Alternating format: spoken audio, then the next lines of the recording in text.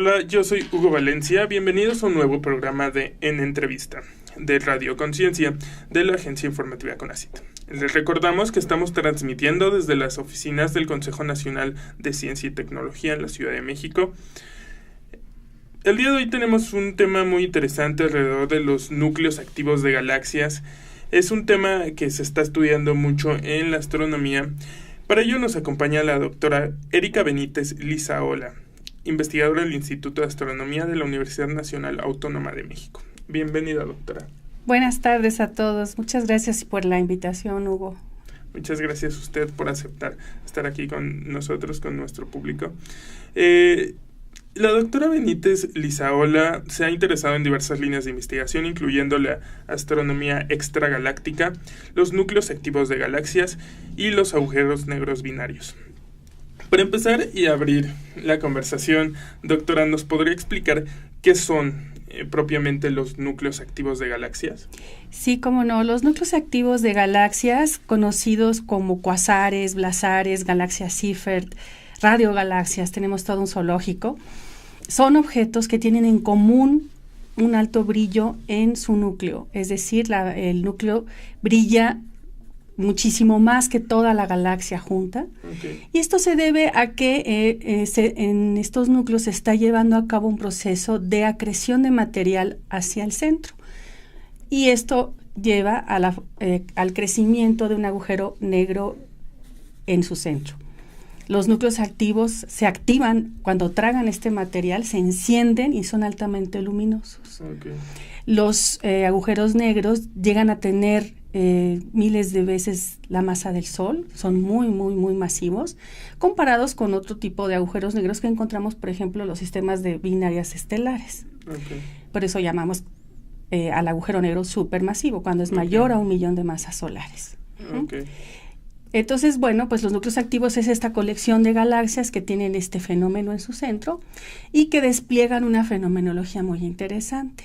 De acuerdo a lo que observamos, estamos hablando de distintos tipos, como dije al principio, blazares, cuasares, galaxias Seyfert. Los cuasares, digamos que serían la población más lejana del universo lejano de los núcleos activos de galaxias. Las galaxias Seyfert, digamos que son la población cercana del universo local. Y bueno, pues tienen en común el fenómeno de acreción de material en el centro. Y básicamente ahora sabemos que las galaxias que albergan este tipo de objetos son espirales de tipo temprano, galaxias elípticas normales, no tienen nada de distinto. Okay. Simple y sencillamente se está llevando este fenómeno de acreción que los vuelve violentamente brillantes. Ok.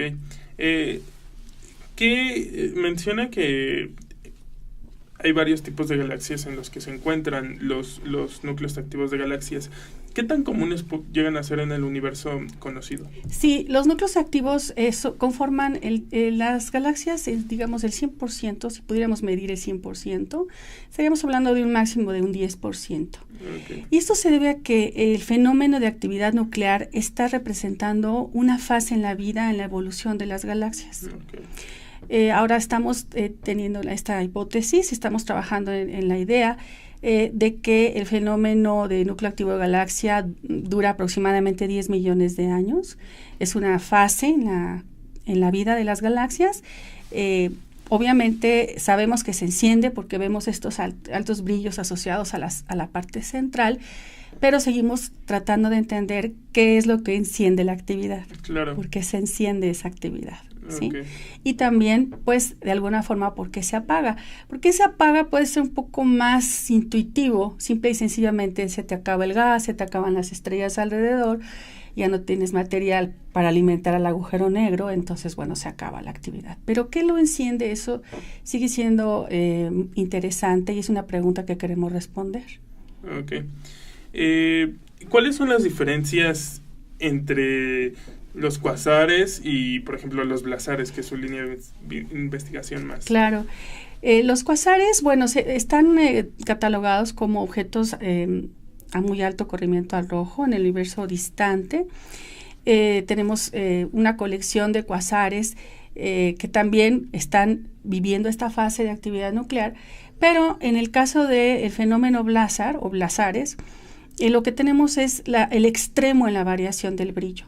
Los cuasares y los blazares tienden a tener fluctuaciones en el brillo, y estas fluctuaciones de brillo son extremas en los blazares, son los que más varían y son los que varían en todas las longitudes de onda, desde las bandas del radio hasta los rayos gamma, que son las frecuencias más energéticas del espectro electromagnético. Los AGNs en general son grandes emisores de rayos gamma, y pues queremos entender por qué en particular la clase blazar tiene una emisión prominente en estas bandas del espectro electromagnético, porque también está relacionado con el fondo que conocemos a los astrónomos como el fondo de rayos gamma. Queremos entender cuál es el origen de esa emisión de fondo de rayos gamma, así como hay una emisión de fondo en las bandas del radio, que es una remanente del Big Bang. Tenemos esta emisión de fondo de rayos gamma que también queremos conocer. Bueno, sabemos, hemos medido con los telescopios, los satélites, y ahora queremos entender su origen. Pareciera ser que está ligado al fenómeno blazar. Okay. Uh-huh. Una de las peculiaridades de los blazares también, que resalta mucho aparte de las extremas variaciones de brillo, es que producen emisión polarizada. Y esto es una huella muy importante que los diferencia de los cuasares y de las estrellas y de otro tipo de objetos.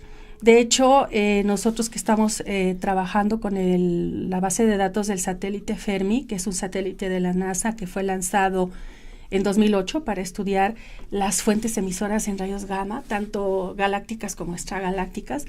Para la sorpresa del equipo Fermi, la sorpresa fue que la mayoría de la emisión gamma es producida por los blazares, y de ahí su relevancia.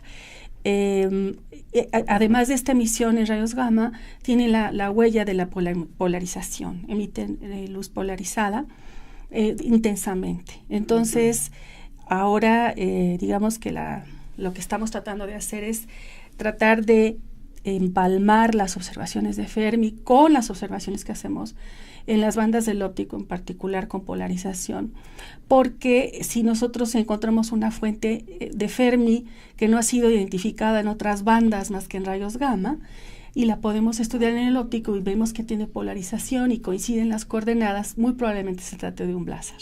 Okay. Entonces estamos encontrando muchas nuevas fuentes, muchos nuevos blazares con este tipo de correlaciones de estudios entre rayos gamma y polarización en las bandas del óptico, por ejemplo. Okay. ¿Qué significa que los blazares propiamente son superlumínicos? Sí, los blazares son muy bonitos. Finalmente, por esta energética, esta extrema variación hace que emitan chorros de material relativista que tienen una velocidad. El plasma asociado a este chorro o jet tienen velocidades cercanas a la velocidad de la luz. Y es muy interesante que como están direccionados hacia el observador los jets que emiten los blazares, esto produce un efecto, es un efecto relativista, más no la realidad. ¿A qué me refiero? A que tú mides la velocidad del nódulo que está eyectando el jet o el material que está viajando con el jet. Tú, si puedes medir la velocidad, por ejemplo, con un radiotelescopio, vas a medir que la velocidad es 4 veces la velocidad de la luz. Entonces dices, bueno, eso no es posible, ¿no? Hay un error, porque eso en física sabemos que pues no es posible que algo se mueva más rápido que la luz o alguien se mueva más rápido que la luz. Y lo que sucede es que cuando tú haces la corrección geométrica, es decir, quitas el asunto de que está direccionado hacia ti y de proyectas el jet, entonces haces los cálculos geométricos y te da que no es mayor a la velocidad de la luz, es cercano a la velocidad de la luz.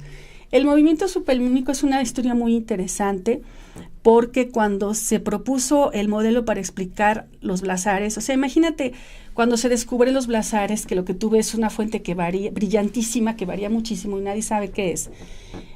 Bueno, pues el modelo más exitoso se conoce como el modelo del jet relativista. Okay. Y lo que dice el modelo es eso, que este tipo de velocidades tan altas, cercanas a la luz, se dan precisamente por la geometría, porque está alineado al observador.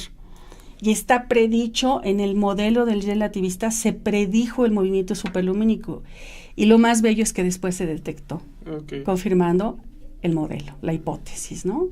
Entonces es algo muy lindo. Primero se predijo y luego se detectó. Entonces, por ahí empezamos con algo bueno para la ciencia de los blázares, porque ya tenemos un modelo que nos explica estas altas variaciones de brillo. Okay. Uh-huh. ¿Qué tan grandes pueden ser los blázares, entendiendo que con su jet y todo? Bueno, si tú pudieras... digamos que si tú tienes el jet orientado al observador y pudieras mover ese jet, o sea, desplazarlo y proyectarlo en el cielo, pues tendrías lo que vemos con las radiogalaxias. De hecho, se piensa que las radiogalaxias son blázares proyectados en el cielo. Y entonces las escalas son del tipo de las radiogalaxias, que son del orden de kiloparsecs, de miles de parsecs. Son realmente jets muy extendidos, pueden llegar a tener este tipo de tamaños realmente magníficos, como Centauro A, M87, todo este tipo de galaxias hermosas, elípticas gigantes, son las que estamos suponiendo que albergan un núcleo que nosotros, si lo ponemos ahora hacia el observador, lo veremos como un blazar. Ok. Ajá.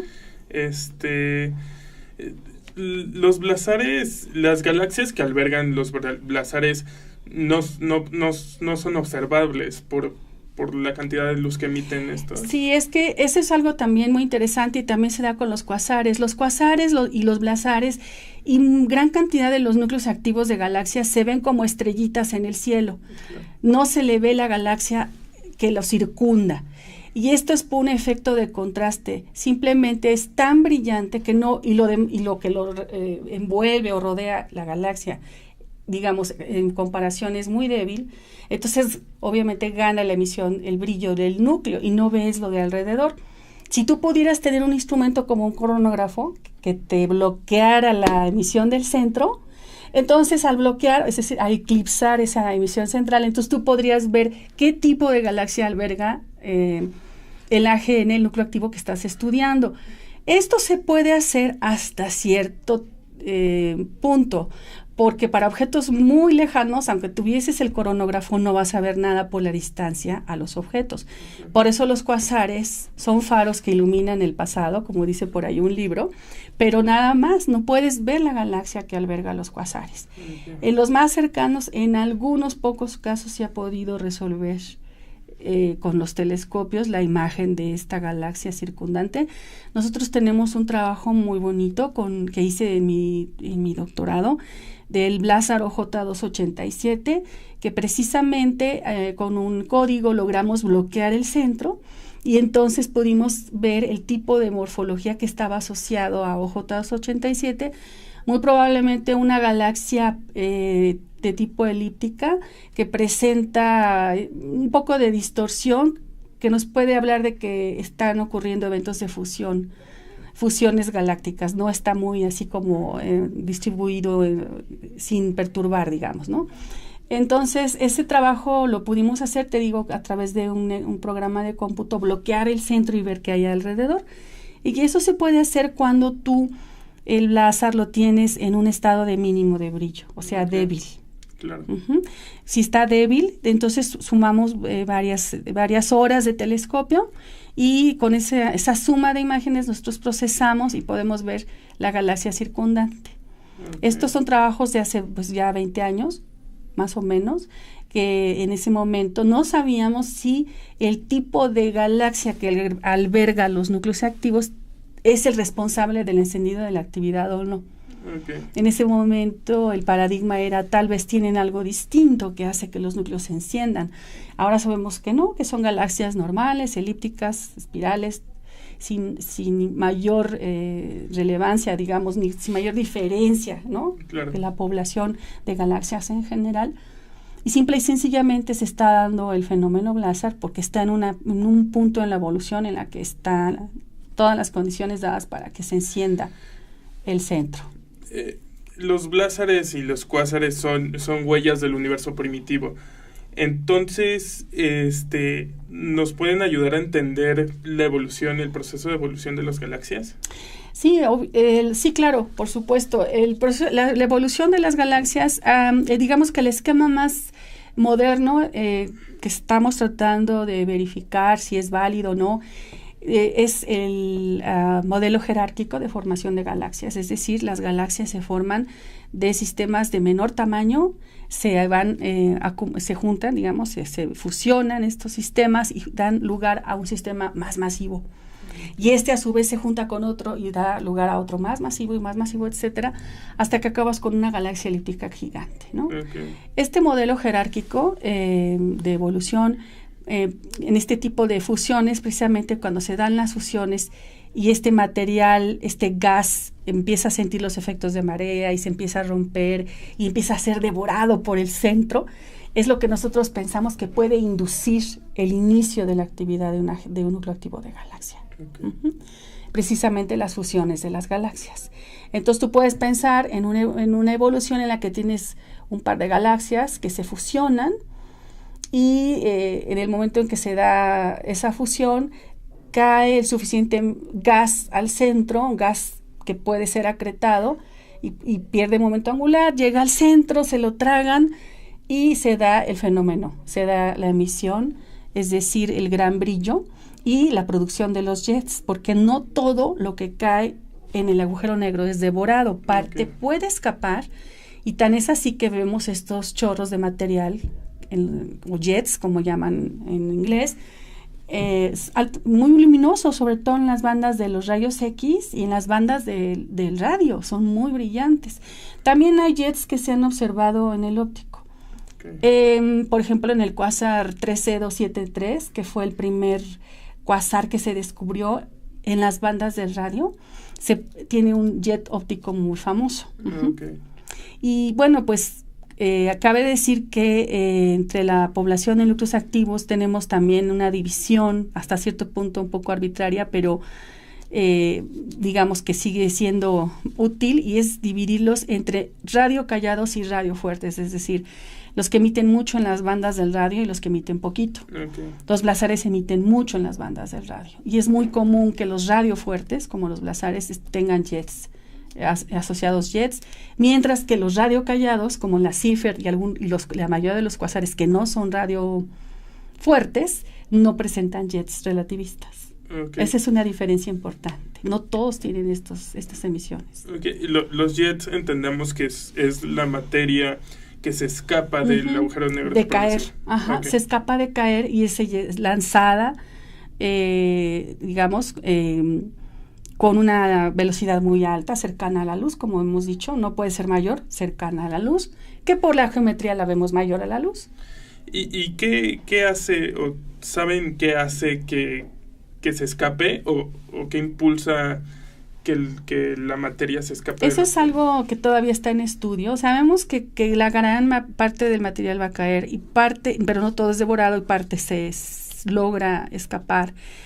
Pero, por ejemplo, si recordamos a Stephen Hawking, que en paz descanse, en su último artículo sobre agujeros negros, él decía que los agujeros negros no existen, que porque una vez que llegas al punto de no retorno, pues que no hay nada, es como no cae ni pasa nada, simplemente se escapa el material y no hay nada. Okay. O sea, realmente eso todavía sigue siendo un misterio, y es algo en lo que estamos, pues la gente que se dedica a la parte teórica del estudio de agujeros negros está trabajando en eso. Yo espero que con el nuevo telescopio de New Horizon, ¿cómo se llama? Es New Horizon Telescope, Event Horizon Telescope, telescopio de eventos de horizonte. Okay. ¿Por qué se llama así? Precisamente porque lo que está tratando es de obtener una imagen de la sombra del black hole, del agujero negro, precisamente en el horizonte, en el punto de no retorno o radio gravitacional. Okay. ¿Sí? Que ese punto es, una vez que lo atraviesas ya no regresas. Okay, claro. Y lo que quieren es tomar una evidencia por primera vez de que eso existe y es real.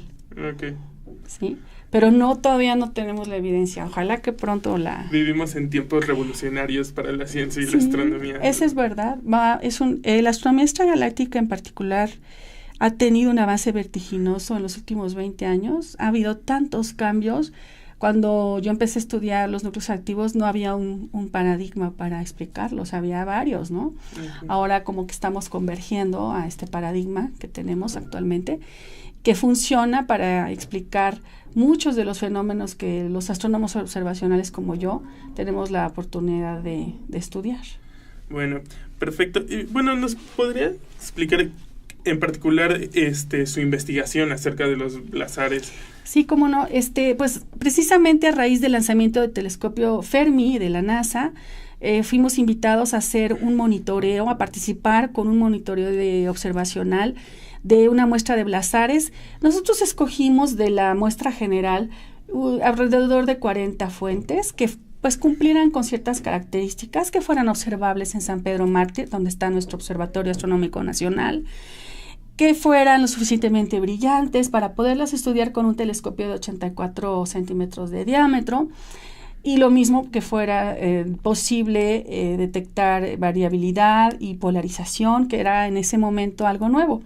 Y digo algo nuevo porque aun cuando lo sabemos que los blazares emiten emisión polarizada, como que se dejaron de estudiar con polarímetros, no había suficientes polarímetros en el mundo, y dejaron de hacerse este tipo de estudios. Había 2 o 3 en todo el mundo. Uh-huh. Cuando nosotros empezamos en 2007, el doctor David Iriart, que es uno de mis colaboradores, había terminado la construcción de un polarímetro, él le puso Polima por nombre, hecho realmente en el observatorio con mano mexicana, con material mexicano, pero además lo increíble era material que estaba ya de desecho de otros instrumentos. Okay. Él construye ese polarímetro y resulta que el polarímetro funciona fantástico, ¿no? Okay. Vinieron compañeros, colegas del Max Planck en Alemania, los invitamos a que observaran con el Polima y con el 84 centímetros la muestra de blazares, porque queríamos ver si teníamos la precisión adecuada y si estaba funcionando todo muy bien. Pues nos dijeron que estaba fantástico. O sea, corroboraron nuestra primera idea del proyecto, de que era viable, de que era factible, y empezamos a hacer este monitoreo para apoyar el programa Fermi. Fermi lo que hace es observa todos los días del año, varias regiones del cielo, hace un catastro todos los días, y pues cuando una fuente empieza a emitir rayos gamma de una manera violenta o intensa, lo que llamamos un estallido, ¿no?, violento, en ese momento se emiten alertas vía telegramas astronómicos, y entonces los que estamos dentro de estos proyectos de monitoreo sabemos qué fuentes están activas y empezamos a estudiarlas con el telescopio. Okay. Y bueno, para ser exitosos, lo ideal sería tener un telescopio para nosotros solitos todos los días, pero bueno, no es posible, no tenemos tantos recursos. Sin embargo, hemos logrado un proyecto muy bueno, tenemos una gran base de datos ya de 10 años, estamos yendo cada mes a observar, yo voy ahora en mayo, otro colega va en junio, cada mes va alguien a observar. Okay. Y estamos estudiando estos 40 blazares con mucho éxito realmente. Tenemos datos de muy buena calidad, hemos estado en momentos importantes, de estallidos importantes de las fuentes, pero lo más lindo ha sido que hemos incitado, digamos, a la comunidad científica a retomar los estudios de blazares que estaban dormidos. Entonces, nosotros lo que hicimos en 2013, publicamos con mi estudiante de doctorado un artículo muy bueno sobre uno de los blazares de la muestra, y ha sido todo un éxito, fue un parteaguas, y ahora ya hay varios grupos que ahora son nuestra competencia, claro. Porque ahora están estudiando cientos de blazares y nosotros seguimos con nuestra muestra de 40, pero pues todo tiene sus ventajas y desventajas, porque ellos tienen datos muy buenos, pero nosotros tenemos datos de más tiempo, entonces claro. Todo sirve y todo funciona para estudiar el universo. Finalmente no viene mal tener competencia, ¿no? Y respecto a esto mismo, ¿cuáles han sido los momentos que usted dice más relevantes en esta investigación? Pues, por ejemplo, ahorita estamos a punto de publicar un nuevo artículo sobre una gran rotación de 13454.3, no, discúlpame, es de 13279. 13279 es uno de los blazares más famosos que hay después de 13273. Es considerado como un laboratorio ideal para estudiar los fenómenos energéticos del universo. Y pues nosotros estamos poniendo a la luz los resultados del estudio de la variabilidad polarimétrica, obtenida con datos en San Pedro Mártir, donde encontramos una rotación que duró más de 5 años. Entonces esto no es inédito. Okay. Todavía no tenemos los resultados. Estamos terminando el artículo. Yo creo que lo vamos a publicar pronto. Y pues es algo muy importante porque no se había visto una rotación de esa envergadura. Y eso está ligado a cómo está funcionando el campo magnético en el JET de 13279. Okay. Otro momento interesante fue cuando estuvimos presentes en el estallido de Markarian 421, que es, comentábamos en otro momento, que pudimos observar el estado de brillo más, más relevante que ha mostrado esta fuente. Okay. Llegó a magnitud 12, que es muy brillante, es como una estrella, digamos, okay, ¿no? Y estamos hablando del núcleo de una galaxia. Uh-huh. Y bueno, también en ese mismo blazar pudimos hacer un estudio de variabilidad a largo periodo, con más de 100 años de datos, y estos los conseguimos a través de los estudios previos hechos y publicados en la literatura, y encontramos variabilidades periódicas. ¿Y esto qué quiere decir? Que algo está bloqueando el brillo periódicamente. Entonces, si no es un eclipse, puede ser otro black hole, otro agujero negro, okay, ¿sí? Y si es otro agujero negro, entonces estaremos proponiendo un sistema binario de agujeros negros para Markarian 421. Okay.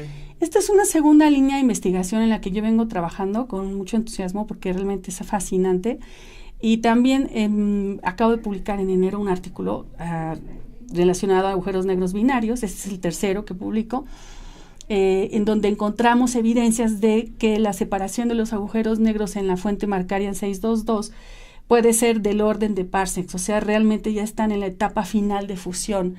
Okay. O sea, volviendo a tomar la idea de que las galaxias evolucionan jerárquicamente, exacto, cuando se da la fusión de dos, si cada una de ellas tiene un agujero negro, conforme se van acercando, estos dos agujeros negros, pues se vuelven dos agujeros negros, y eso es lo que estamos buscando. Okay. Evidencias de agujeros negros binarios. Parece que el blazar Markarian 421 pudiera tener un sistema binario de agujeros okay, negros, y otro es el que te comento de Markarian 622, que si quieres luego en otro momento podemos hablar del proyecto con más detalle. Claro que sí. Pues le agradezco mucho que haya venido, doctora, y el tiempo se nos hizo muy corto porque es grandísimo el tema y ya tenemos más temas que están saliendo de ahí. Yo vengo todos los viernes si quiere. ¿Qué día soy? Todos los martes. Claro que sí. Cuando quiera, aquí está su espacio. Aquí, con mucho gusto, gracias, en la Agencia Informativa CONACYT. Bueno, pues les agradezco mucho su sintonía. Les recuerdo que nos pueden seguir en nuestra página de Facebook. Es Ciencia MX, en Twitter nos encuentran como @conacitprensa.mx, en YouTube nos pueden buscar como Teleconciencia.